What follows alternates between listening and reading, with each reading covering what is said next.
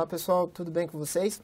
A nossa ideia nesse vídeo, pessoal, é comentar um pouquinho a respeito de uma importante votação que aconteceu no Senado Federal no final de 2016, em dezembro de 2016. Não sei se todo mundo acompanhou o noticiário mais perto do final do ano, mas teve uma importante votação em que o Senado aprovou um projeto de lei que vai praticamente reestruturar todo o sistema de licitações brasileiro, tá? Então ele acaba revogando várias leis, já citamos, a gente já cita quais são as leis, tá?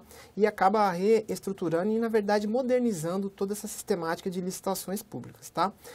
Mas, de antemão, o que eu digo para vocês, nossos amigos aí que estudam para concursos públicos? Calma com relação a isso, tá?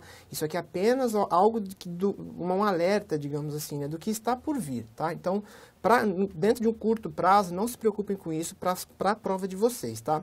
Eu digo isso basicamente por dois motivos. Primeira coisa, porque trata-se de um projeto aprovado pelo Senado Federal e isso ainda tem que ir à Câmara dos Deputados. Então, os deputados ainda vão analisar isso, o texto pode ser modificado, tá? Tem de ver se isso vai ser apreciado logo ou não, podemos demorar anos aí para os deputados apreciarem esse projeto de lei. Temos de verificar posteriormente se vai haver veto por parte da Presidência da República, tá? Então também é uma coisa que influencia, tá? E uma vez, sendo otimistas aí, digamos, né? Se isso tudo que eu relatei a vocês, se acontecer de maneira célere, né? A própria lei, da maneira como foi aprovada no Senado, tá? Pode ser modificada ou não, mas eu entendo que nesse aspecto ela não vai ser modificada. A vacácio dessa lei, né? O intervalo para ela produzir os seus efeitos, né, é de 2 anos, tá? Então, dentro de 2 anos, ela vai acabar coexistindo, né? Nós teremos ali as leis 8666, 10520, a lei do RDC, todas elas vão estar vigindo normalmente e dentro desses 2 anos vai haver essa coexistência, tá? Esse projeto que foi aprovado, ele vai entrar, esta lei, né, uma vez aprovada, sancionada e tudo mais, vai entrar em vigência na sua data de publicação, tá? Mas vai ter essa vacácia de 2 anos para revogar as outras leis. Então, como eu disse, vai acabar havendo aí a coexistência desta lei nova, futura lei nova, né, com o sistema aí, a sistemática de licitações que nós temos atualmente, tá? Com as 3 principais leis que eu já cito para vocês, tá? Só passando, pessoal, trazendo para vocês o destaque, essa aqui é uma matéria que saiu no site do Senado, tá? E eu destaco para vocês, né, aqui vejam que o plenário do Senado aprovou, né, projeto que altera a lei de licitações e contratos, tá? Destacar para vocês isso. Entre as inovações, tá? E aí a gente já passa aí ao que mais interessa para a gente, né? Inversão de fases, lembrando, né, que isso daqui não é uma novidade se você imaginar a 8666, né? Porque na Lei 10.520, que é a lei do pregão, e na Lei 12.462, que é a lei do RDC, já era uma realidade essa questão da inversão de fases. Então veja aí que as modalidades da 8666 estavam ficando defasadas, visto que a lei do pregão e o RDC já contavam aí com essa questão da inversão de fase, de você fazer a habilitação depois da apreciação da proposta dos licitantes, né? A inversão de fase, sobretudo, está nesse aspecto. Então, é uma novidade para a 8666, mas não já é uma coisa conhecida, uma figura conhecida do nosso ordenamento jurídico, tá?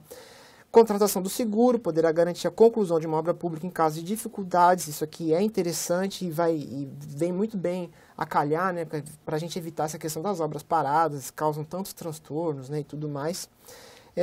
E aí, o fim dos projetos básicos e executivo está inserindo a figura do projeto completo, né, uma importante modificação também que a gente vai acabar identificando que isso é bastante relevante nessa questão de projeto básico, projeto executivo, sempre dá muito pano para manga aí na sistemática contemporânea, atual que nós temos de licitação. Mas, mais uma vez, eu reforço, calma, tá sem desespero, isso aqui ainda vai demorar para ser incorporado pelas bancas de concurso público. Eu entendo que ainda vai demorar um bom tempo aí para que obrigatoriamente os candidatos precisem estudar isso daqui. Eu penso no médio e longo prazo para isso ser cobrado em prova, tá? Só estamos fazendo isso daqui para vocês ficarem já antenados no que pode vir a ser modificado aí futuramente, no que está por vir, né? Neste assunto quanto às licitações, tá?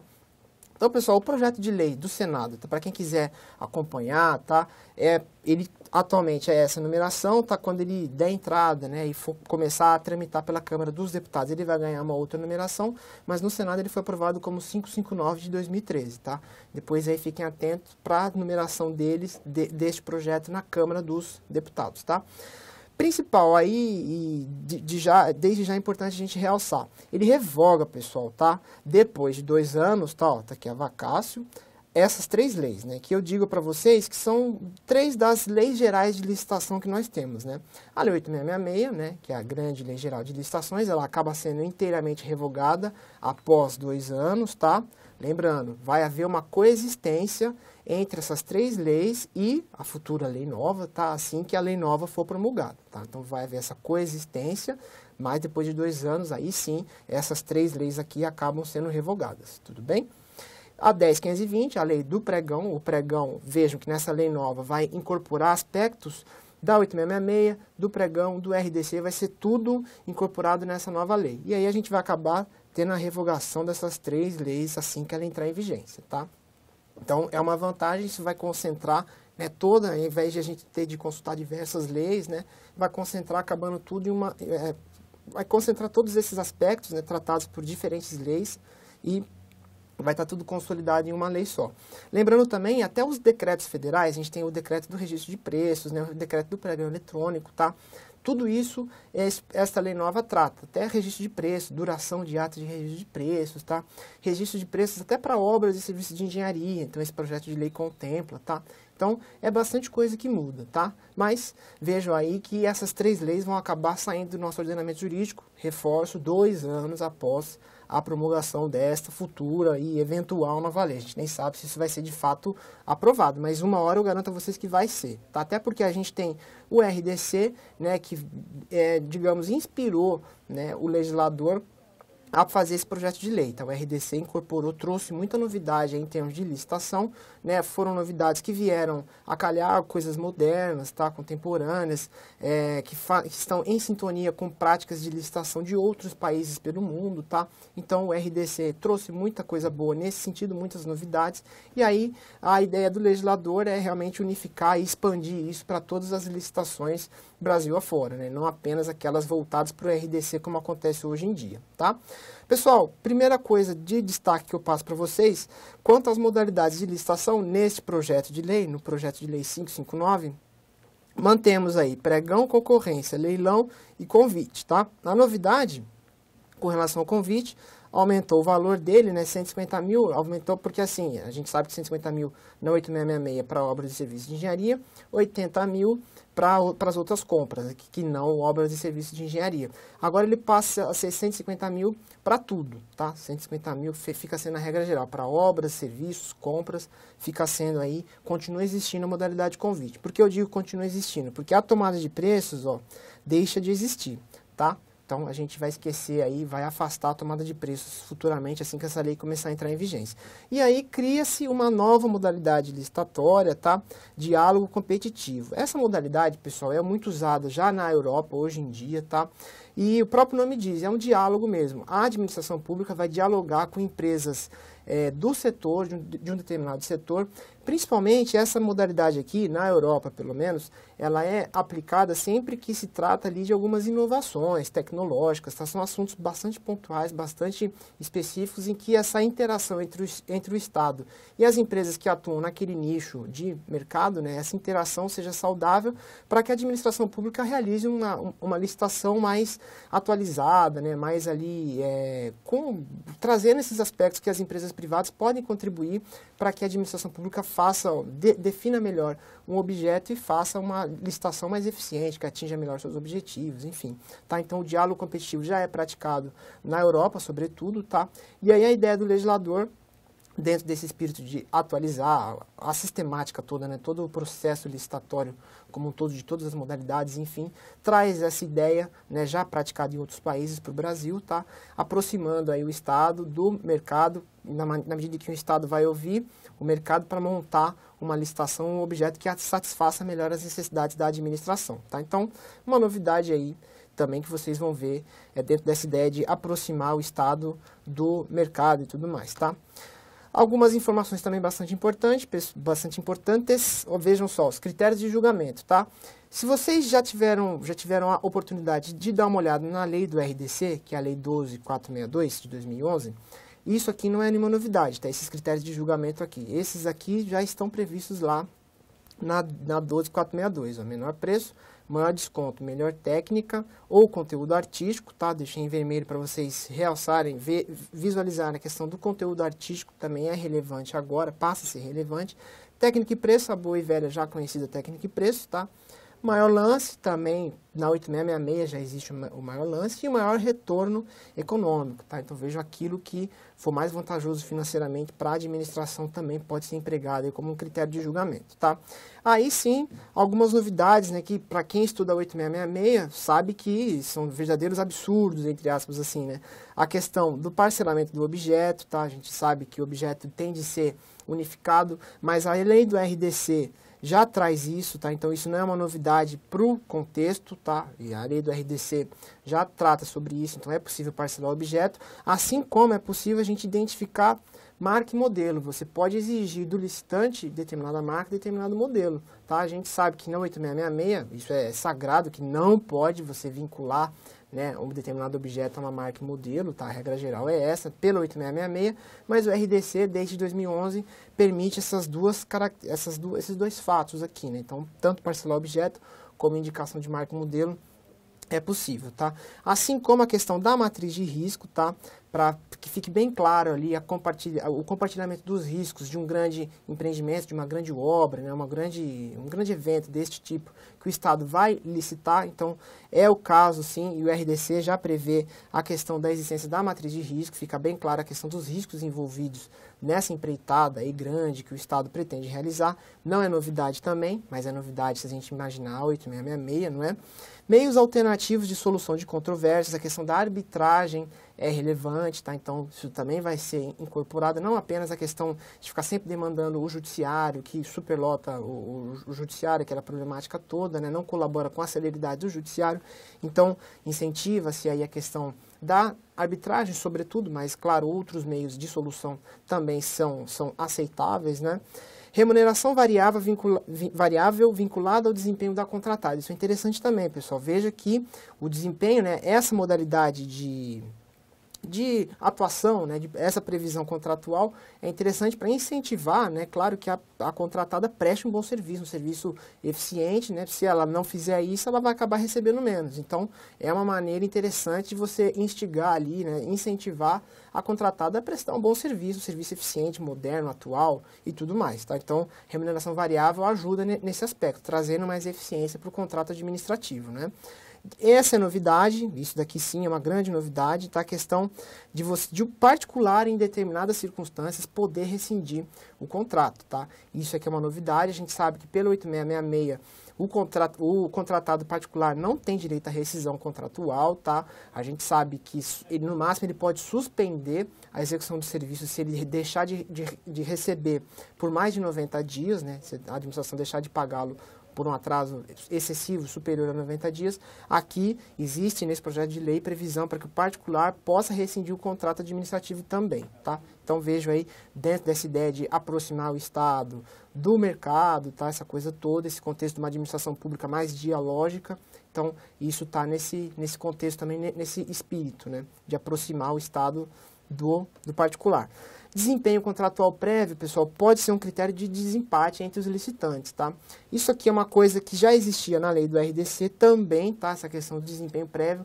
Tem gente que fala que isso é inconstitucional, tá? Porque você acaba quebrando, de certa forma, a isonomia entre os participantes, então você está usando uma experiência prévia, você está colocando em desigualdade, né, licitantes, né, só porque um já realizou esse determinado objeto do contrato, enquanto o outro está participando da primeira vez, mas com potencial de cumprir bem o objeto contratual, enfim, vai acabar gerando esse debate esse que já foi suscitado e levantado aí quando da promulgação e da vinda aí ao ordenamento jurídico do RDC, tá? Mas também vai sendo aí incorporado, se aprovado esse projeto de lei, claro, né, também essa questão do desempenho prévio como critério de desempate pode vir aí a ser implementado de fato aí com essa aprovação, tá? Então, esses aspectos são relevantes. Regime de execução, pessoal. Empreitada por preço unitário, preço global, tarefa, empreitada integral. Até aqui, nenhuma novidade com relação ao 8666. E aí, esses três últimos destacados para vocês em vermelho, integrada, semi-integrada, fornecimento e prestação de serviço associado, são novidades também. Esses daqui já estão lá no RDC, tá? Também não é novidade para a gente, né? Não é novidade para o ordenamento, né? Já são conhecidos, tá? A questão, né, que o RDC fala que na contratação integrada, todo o projeto vai ser a cargo, o que a administração pública faz é apenas um anteprojeto e o projeto básico e executivo acaba ficando com a contratada, tá? Então ela faz toda a parte de projeto, por isso que é integrada, tá? E a semi-integrada, que a administração pública já dá pelo menos um projeto básico para contratada, ela já passa a ter um referencial maior com relação a projetos, tá? Por isso que é semi, né? Porque, né, ela não vai fazer todos os projetos, alguma coisa já vai estar à disposição da contratada para ela poder iniciar a execução do objeto contratual, e aí ela vai desenvolvendo os outros aspectos, os projetos relevantes à licitação, tá? Então também é isso da maneira como é hoje em dia, e aí esta nova lei já está incorporando isso de maneira geral, tá? Então, sem muita... Lembrando também que esses projetos são sobretudo para empreitadas maiores, valores contratuais relevantes, tá, pessoal? Não são todos os objetos aí que estão contemplados por isso, né, nesse nosso aspecto, tá? E aí, pessoal, só para a gente fechar, alguns aspectos que eu julgo interessantes também de eu mencionar para vocês, é o seguinte: deixa de existir, via de regra, quem faz a licitação, o servidor público que faz a licitação vai se chamar agente de licitação, tá? Então, ele acaba ali, num primeiro momento, né, vocês não vão mais encontrar a questão da comissão de licitação, coisa que existe na 8666, a gente conhece, né? Então a gente vai ter, isso digamos, incorporou-se a ideia do pregão, que nós temos o pregoeiro, que é um agente público só, a gente vai passar a ter o agente de licitação, tá? Que esse agente de licitação, da mesma maneira que o pregoeiro hoje em dia, ele vai ter uma equipe de apoio também. Tá? Então, veja que nesse aspecto a lei acabou herdando aí, emprestando da lei do pregão eletrônico esse conceito. Então, a licitação vai ser promovida, né, tocada, né, por um agente de licitação, o nome que a lei dá é esse. Esse agente de licitação tem uma equipe de apoio para grandes objetos de grande vulto. Aí sim a gente vai ter uma comissão formada por 3 servidores públicos, tá? Então aí vai ter, mas só para grandes licitações, não como é hoje em dia, né, que o 8666 prevê a existência da comissão de licitação, como geral, os órgãos públicos possuem ali as suas comissões de licitação, isso é prática que a gente tenha, tá? Então, é isso aí. Pessoal, então assim, só quis trazer para vocês alguns aspectos, poucos aspectos que eu entendi sendo os mais relevantes. A lei muda bastante coisa, tá? Esse projeto de lei são mais de 100 artigos, tá? Eu destaco, se vocês tiverem a curiosidade de ler o projeto de lei, essa redação final que foi aprovada pelo Senado,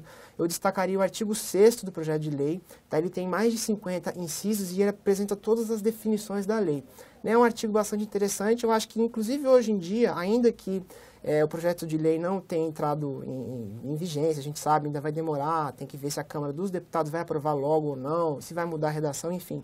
De todo modo, eu recomendo que vocês leiam pelo menos o artigo 6º desse projeto de lei 559 de 2013, tá? Do projeto de lei do Senado 559, dê uma lida no artigo 6º. Inclusive, para as provas de hoje em dia, ele tem muitos conceitos bacanas, atuais, tá? Que podem ser cobrados na prova de vocês. É uma dica final que eu dou para vocês, tá? Mas então, reforçando, para a gente fazer um fechamento de tudo que a gente viu nesse nosso vídeo, tá? Não se preocupem por hora em estudar esses assuntos a fundo, aí, visando provas de concurso público, tá? Como eu disse, vai demorar, tá? Ainda que a lei entre em vigência logo, a gente vai ter 2 anos de coexistência, tá?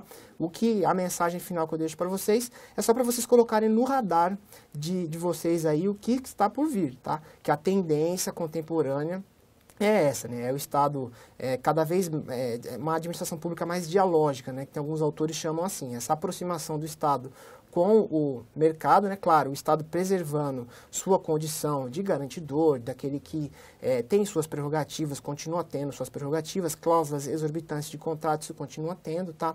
Mas vejo, assim, que o Estado acaba se aproximando um pouco mais do mercado, compreendendo melhor a realidade contemporânea, né? Aquilo que a tecnologia, os dias atuais impõem, ali, o próprio mercado, as relações de mercado hoje em dia impõem. Então, o Estado, o legislador brasileiro está tendo essa preocupação de trazer essas últimas novidades, né? Como é praticado o mundo afora, com relação a isso, atualizando mesmo todo o sistema de licitações brasileiro. Veja que não é apenas uma simples mudança na Lei 8666, realmente é mudar uma mentalidade, todo um processo, todo esse conjunto de princípios, o entendimento que se tem acerca das licitações, como é hoje em dia, vai acabar mudando aí quando e se essa lei for aprovada. Esperamos que seja, claro, porque ela tem muita coisa positiva, algumas coisas ainda são questionáveis, tá? Vai gerar pano para manga, muita coisa, mas no mais, como se trata de algo atual, práticas empregadas em outros países, pode ter muita coisa positiva e pode trazer bons frutos para a administração pública no futuro, né? Uma vez aprovada e tudo mais.